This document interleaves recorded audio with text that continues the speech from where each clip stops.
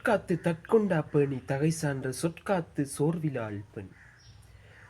பெண்கள் எங்களுடைய நாட்டின் ஒரு மிகப்பெரிய அளப்பெரிய சொத்தென்று கூட சொல்லலாம். இந்த உலகத்துக்கு கடவுள் தந்த ஒரு மிகப்பெரிய வரப்பிரசாதம் என்று கூட சொல்லலாம்.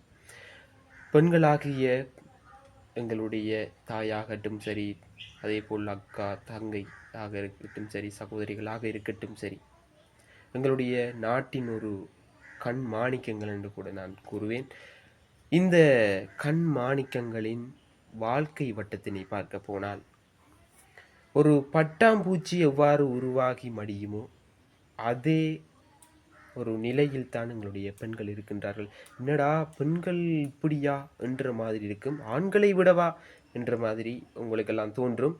இப்பொழுது அதை பற்றி ஒரு காணொளியை தான் இதோடு இணைச்சிருக்கின்றேன். கட்டாயமாக பாருங்கள், அனைவரும் பாருங்கள். இதுதான் உண்மையாகவே பெண்ணின் வாழ்க்கை வட்டம் என்றதை சிறப்பாக இந்த காணொளியில் காட்டியிருக்கின்றார்கள்.